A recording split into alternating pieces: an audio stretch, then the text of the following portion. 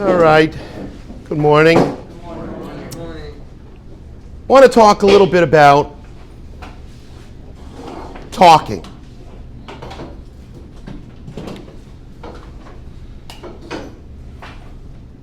A lot of different things that people say, and some guys here they haven't heard it, and other guys go, oh yeah, we've heard this before. Oh, I know it. Yeah, and you still use it, and you use these expressions anyway. Oh, I heard this already. Oh, okay, and you still act like the same way.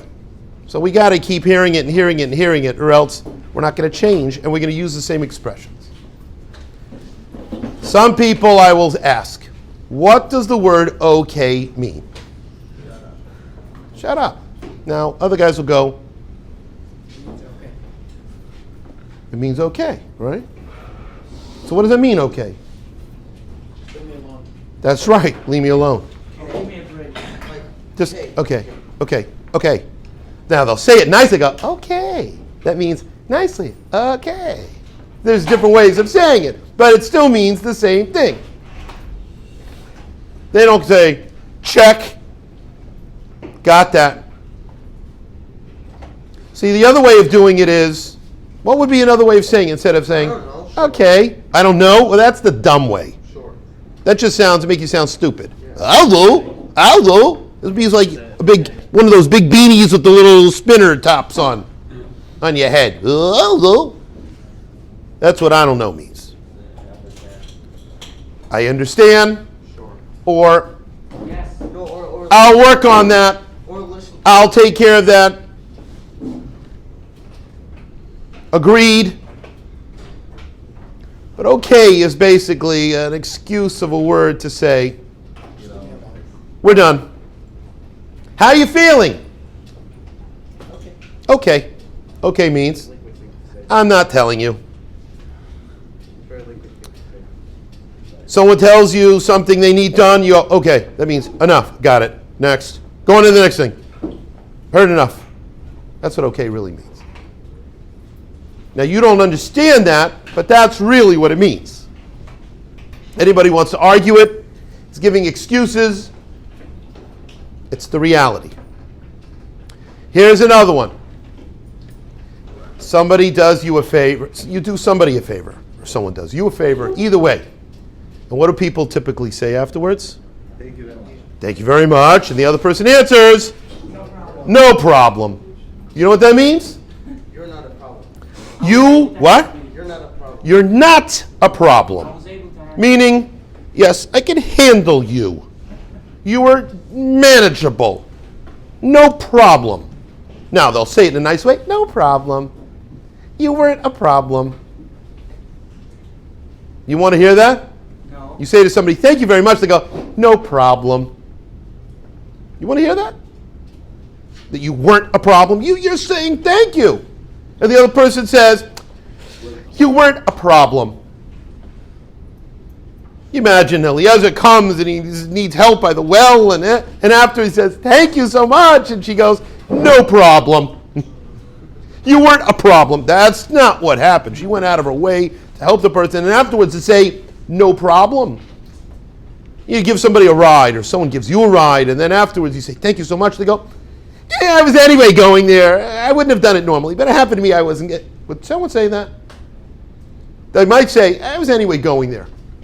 Well, they think they're doing you a favor because they don't want you to feel like you imposed, that you were so much of took them out of their way. But in reality, that didn't make you feel any better. Or don't mention it. That means, don't mention it. I don't want to hear anything. That's what these words really mean. They might say it with a big smile on their face. Can you imagine someone saying with a big smile on their face, shut up? You'd be like, why are you saying that with a smile? Shut up. I mean, it's like a weird smile maybe. Who knows? It's creepy. So what the words are very important because it's most of the time, I would say almost all the time, it's not the what. It's the how. It's not what words, it's how it's being done. Or it's not the action, it's how it's being done. So, let's say you do a favor for somebody. and they say thank you to you, what should you say? My pleasure. My pleasure. It's okay. I love doing this for you, or helping you. It made me feel great. What else can I do for you? That's what Rivka said. What else can I do? How about you and your camel? How many? Bring them on. What else? There's nothing else. I've told this story so many different ways, but it's such a great story. And it's like needs chazara. I just told it to your parents. They called me. And I told them, because they called me and said, thank you, he's doing so well. So I said, I said, so what else can I do? They go, no, it's great. We're so happy. Thank you. I said, but you called me. So what can I do for you?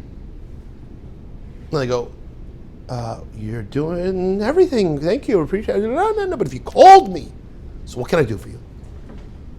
I said, I don't get a chance to talk to you all the time. So once I have you on the phone, what else can I do? And they go, everything's fine. Everything's great. Nothing.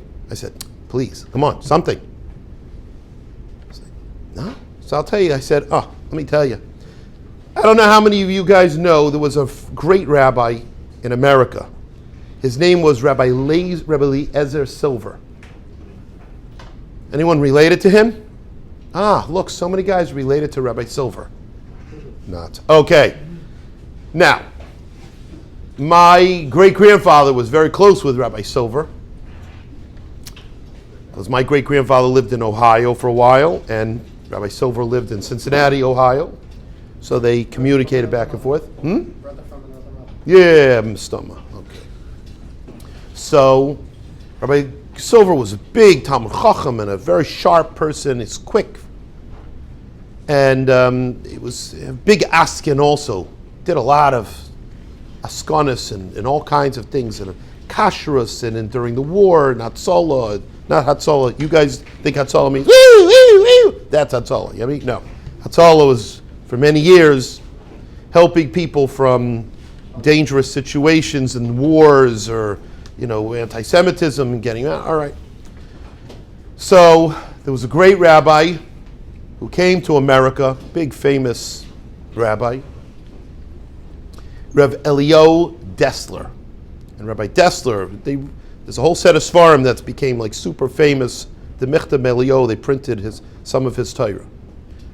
And they printed it in English, and it just goes to show you how much it's valued. Strive for truth. So when that rabbi, the Michtav Elio, Strive for Truth rabbi, came to America, he came in on the boat, lots of people greeted him at the harbor, and immediately he got on a train. He went to Cleveland, Ohio, straight from the boat to the train station. Mamish. Didn't wait around. He went straight to the train station, gets on the train, gets to Cleveland. His son was learning in Cleveland in Tells. He comes, takes a taxi, comes, picks up his son from the yeshiva, thanks the Hanhola for what they've done so far, taking care of him, puts him in the taxi, they go back to the train station, and they take the train down to Cincinnati, and first thing in the morning or so, they were in Cincinnati knocking at Rabbi Silver's door.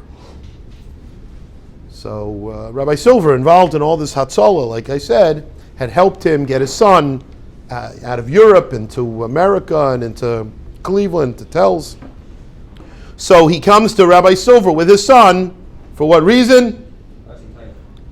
Makar Tov. Thank you. Gratitude.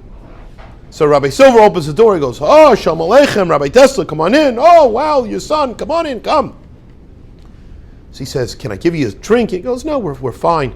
He goes, please, what can I do for you? So he goes, nothing. We really appreciate everything you've done for us so far. Us, my son and I, that you've done. And we came to say thank you. Just to be Makar Tov. So he goes, one second. I saw you got in yesterday on the boat. You just mamish got in yesterday. He goes, yeah, I got in just yesterday. So he says, so you slept all the way across straight yesterday? He goes, yeah, I jumped on a train. I picked up my son in Cleveland, and we took the train down here again. He goes, yeah, we wanted to say thank you. So he goes, you came all this way immediately just to say thank you? So he goes, yeah. So he goes, wow. So he goes, what can I do for you? He goes, nothing, we're great. Just wanted to say thank you. So he goes, you slept all this way. You couldn't have sent a telegram, something. He goes said that. He goes, no, I wanted to say in person. We wanted to both come and thank you. So he goes, okay, but now that you're here, what can I do for you? He goes, no, we're great. He goes, listen, you just got off the boat yesterday. You're going to be set up in wherever you're going to be, in New York or wherever. You're going to need some help. You're going to need somebody to look out for you. He says, what can I do for you? He goes, we're good. So he goes, but you're already here. If you're here, please, what can I do for you? He goes, nothing. We just wanted to say thank you. He goes, all that schlepping just to say thank you? So he goes, yeah, we came just to say thank you. So Rabbi Silver says, maybe there really is something to that Musar thing. That's a joke, gentlemen. Rabbi Dessler was famous for being a big, big person into Musar and working on himself. And he goes so Rabbi Silver was not. He was more into learning and doing and wasn't into the fixing yourself. And Rabbi Dessler was working on your midos and how to be a different person. So can you imagine how much hakaras hatov that's showing? That you get on a train, you schlep across the country, get on it, pick up your son, get on another back to the taxi, take another train, come down, so you can go straight and in person say thank you. Wow. How many people would do that? Not many. But the question is not the what, it's the how. Every single thing, it's how to say thank you, how to be appreciative back. How when someone says to you, thank you, giving them more. By the way, you did a favor for somebody. You did a favor. So now you can't even let them say thank you. They say thank you. The normal thing is, you're welcome. My pleasure. Whatever you want to say, but not to say, no problem. Meaning, I don't even want your thanks. No problem. You don't need to thank me. Don't thank me. Let the person thank you. Accept it. That's also letting them feel good. It's the how. It's not the what, it's the how. Remember, okay, that means leave me alone. When someone says thank you, instead of saying no problem, you're welcome, my pleasure. What else can I do?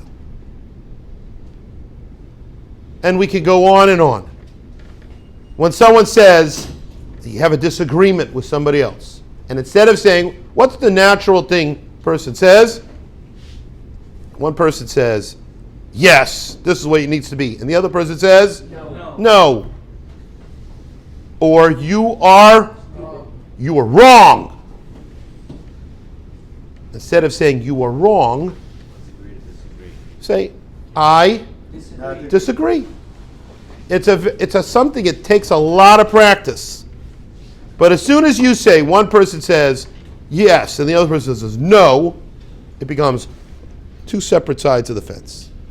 The other way is, I hear your point, but I think I might disagree. Sorry, but I disagree. And that way the other person might be open a little bit to hearing you. But if you say no, or they go no and you say yes, it becomes whoop, war, karate. So gentlemen, the question is not the what, it's the how. All right, let's think positive. Let's have a great day.